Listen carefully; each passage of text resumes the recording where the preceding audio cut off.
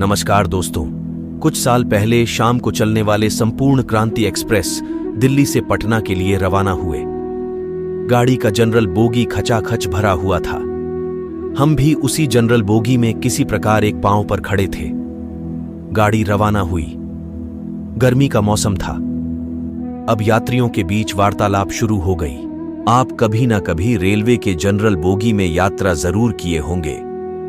भारत की असली छवि इसी में दिखाई पड़ते हैं।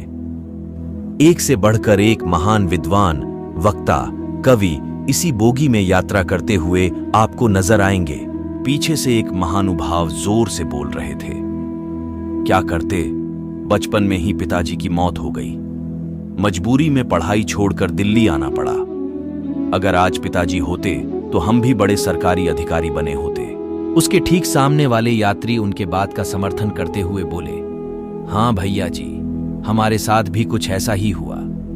पिताजी बीमार रहते थे, ऊपर से 3 बहन थी। बहन की शादी करने के लिए नौकरी करो या पढ़ाई, और हम भागकर दिल्ली आ गए। नौकरी करके तीनों बहन की शादी की। अगर पिताजी बीमार ना होते तो आज हम भी कोई अच्छा नौकरी कर रहे होते। ऊपर वाली सीट से आवाज आई, ठीक कहते हैं भैया जी। हम तो आप दोनों से ये कहे कि दुनिया का सबसे बदनसीब आदमी हम ही हैं। बचपन में ही पिताजी घर से निकाल दिए और दिल्ली आ गया।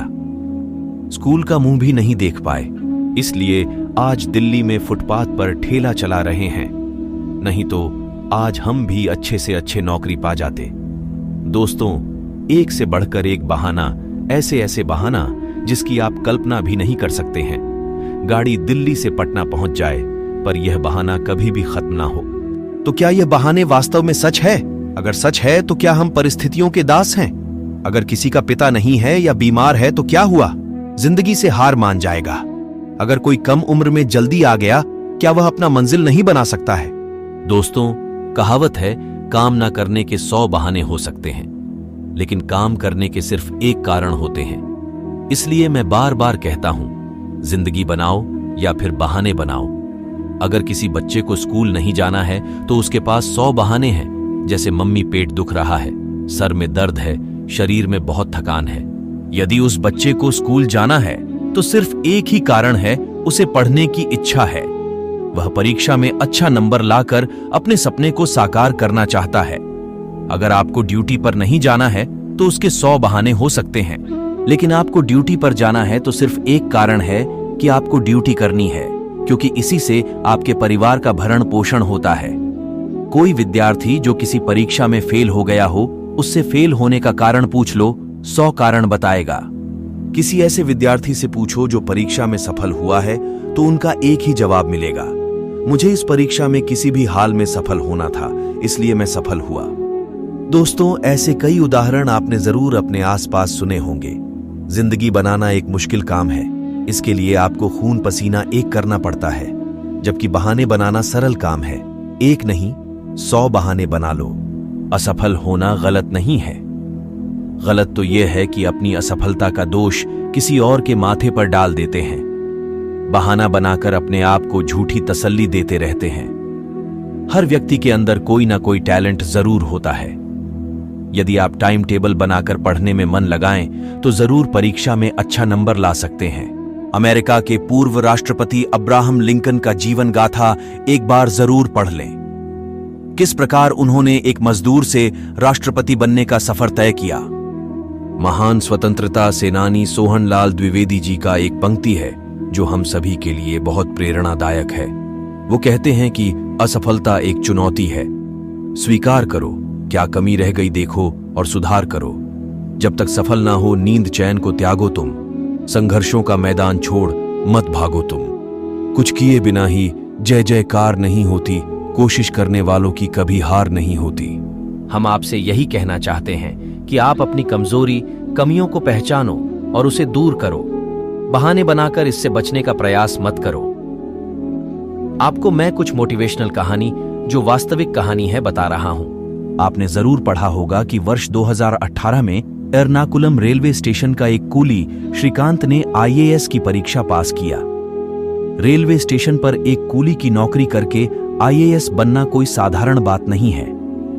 उनके पास 100 बहाने हो सकते थे, जैसे इतनी गाड़ी में कैसे पढ़ूं, गाड़ी की आवाज आती है, यात्री शोरगुल करते रहते हैं। लेकिन श्रीकांत के पास कोई बहाना नहीं था। जब पत्रकार ने उनसे पूछा तो उनका जवाब था, मैं रेलवे स्टेशन पर फ्री वाईफाई का यूज करके मोबाइल फोन से पढ़ता था और ज्यादा शोरगुल होता तो ईयरफोन लगाकर पढ़ाई कर लेता, क्योंकि मुझे किसी भी हाल में आईएएस अधिकारी बनना था। आज से करीब 10 साल पहले 2014 के आईएएस परीक्षा में आपने सुना होगा कि साइकिल का पंचर बनाने वाले वरुण कुमार ने आईएएस की परीक्षा पास किया। उनके पास कई बहाने हो सकते थे। उनके पिताजी की भी कुछ दिन पहले मौत हो गई थी, लेकिन उनका उद्देश्य था आईएएस बनना और वह आईएएस बनकर दिखा दिए। यह केवल एक मोटिवेशनल कहानी ही नहीं, बल्कि वास्तविकता है। वर्ष 2018 में आईएएस बनने वाले राकेश शर्मा बचपन में कोई गलत दवाई खा लेने से अंधा हो गए। आंखों की रोशनी खो जाने के बावजूद उन्होंने हिम्मत नहीं हारी। पड़ोसियों ने उनके मां पिता को सलाह दिया कि अंधे को किसी आश्रम में छोड़कर आ जाओ। आज राकेश कुमार आईएएस अधिकारी बने हैं। मैं तो आईएएस परीक्षा, जो भारत की सबसे कठिन परीक्षा मानी जाती है, उसकी बात कर रहा हूं। ग्रुप सी और ग्रुप डी की नौकरी तो हजारों लोग अपनी विपरीत परिस्थितियों में लेकर अपना सपना पूरा किया है। तो फिर आप अपना सपना क्यों पूरा नहीं कर सकते? ऐसे कई उदाहरण भरे पड़े हैं जिसने विपरीत परिस्थितियों में अपनी जिंदगी को सफल बनाया। सुपरस्टार अक्षय कुमार, सदी के महानायक अमिताभ बच्चन का जीवनी पढ़ें। यह सभी किस परिस्थिति में संकट का सामना करके आज सक्सेसफुल हुए हैं। इसलिए आप लोग से आग्रह है कि प्लीज बहाना बनाना छोड़िए और अपनी जिंदगी बनाइए। जो हो गया उसे सोचा नहीं करते, जो मिल गया उसे खोया नहीं करते। हासिल उन्हें होती है सफलता, जो वक्त और हालात पर रोया नहीं करते। तो दोस्तों, अगर वीडियो पसंद आई हो तो लाइक और कमेंट जरूर कर दीजिए। और अगर आप ऐसे ही रोचक कहानियां, आध्यात्मिक ज्ञान, सुविचार सुनना चाहते हैं तो प्लीज सब्सक्राइब माय चैनल जीवन सिद्धि। तो बस आज के लिए इतना ही।